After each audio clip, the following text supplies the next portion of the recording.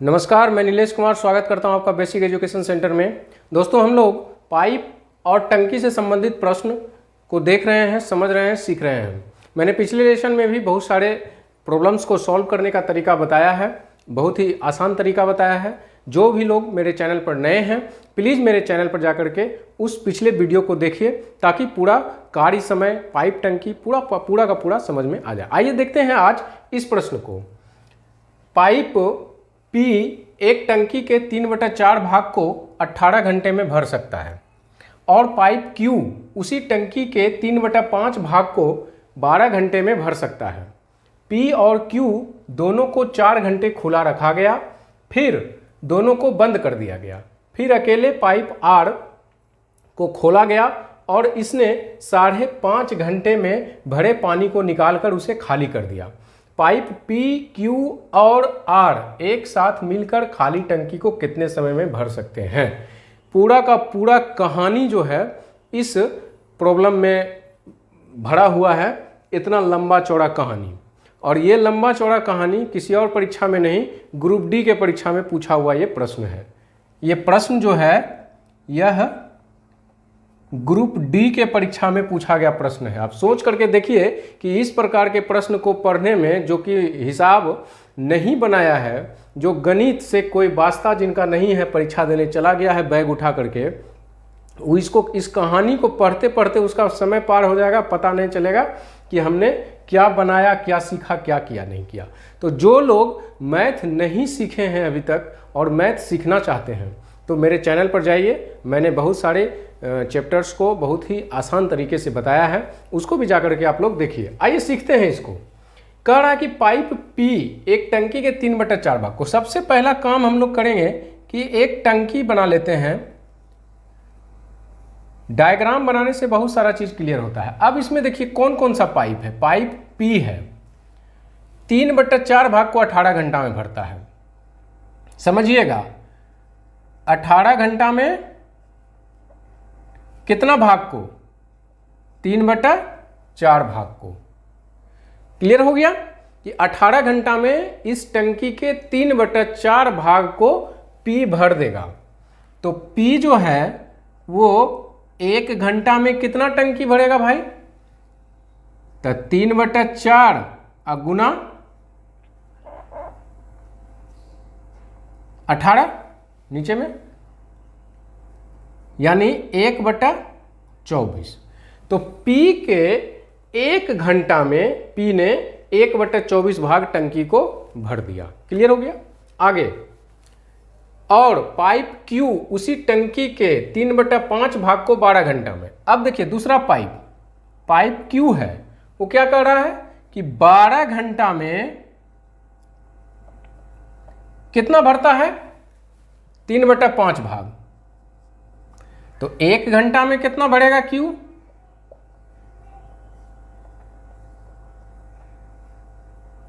1/20 भाग। क्लियर हो गया? यानी पाइप P और पाइप Q का 1 घंटा का दोनों का हमने काम निकाल लिया। यानी 1 घंटा में उसके द्वारा कितना टंकी को भरा जाएगा। सबसे पहला काम हम लोग यही करते हैं। इस प्रकार के प्रश्न में सबसे पहला काम हम लोग यूनिट निकालते हैं। ठीक है? अब आगे क्या कर रहा है कि P और Q दोनों को 4 घंटा खुला रखा गया। अब इस दोनों भाई साहब को, ये जो P नल है और Q नल है, ये दोनों को खोल दिया इस टंकी में। इस टंकी में दोनों को खोल दिया और 4 घंटा तक खुला रखा। तो अब समझिए कि ये दोनों के द्वारा 4 घंटा में कितना काम होगा। P और Q 1 घंटा में कितना काम किया है, यानी कितना टंकी भरा है? 1/24 भरा है P, और ई कितना भरा है? 1/20। तो ई दोनों हो गया। तो पूछ रहा है, कह रहा है कि 4 घंटा तक खुला है। कौन? P और Q। P और Q का 4 घंटा का काम कितना हो जाएगा? तो 1/24 प्लस 1/20 और गुना 4। अब आइए इसको सॉल्व करेंगे तो कितना होगा?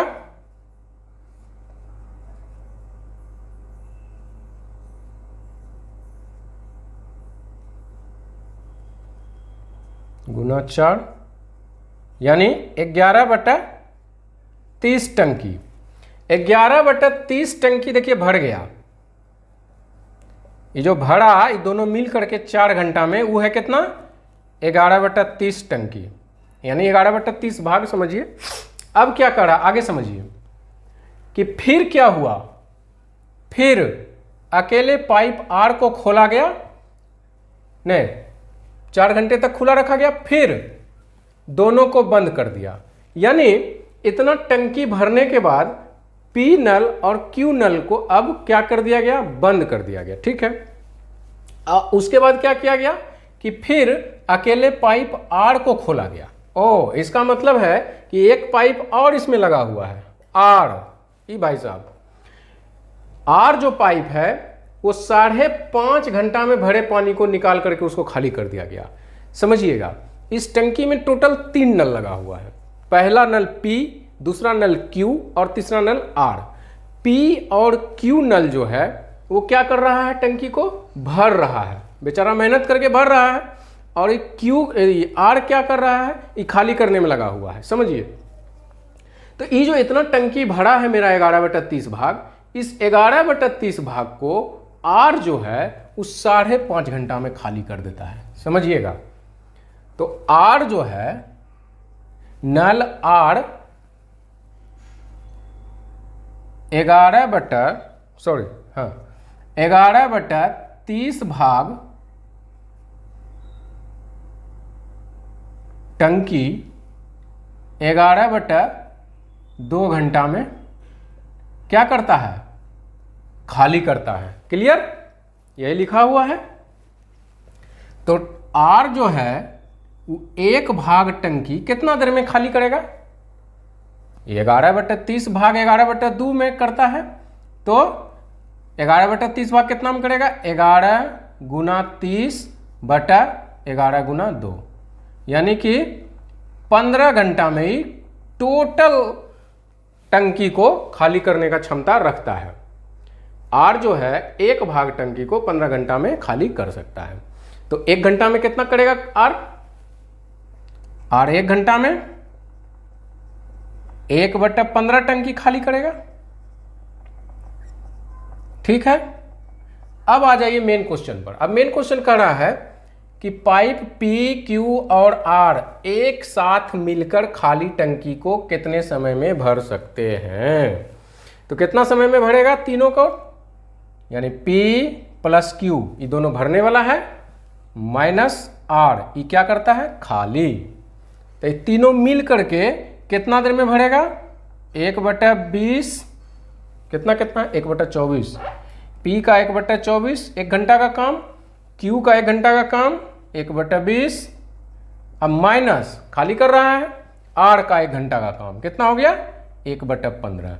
इसको हम लोग सॉल्व करेंगे और हम लोग का आंसर निकल करके रेडी हो जाएगा।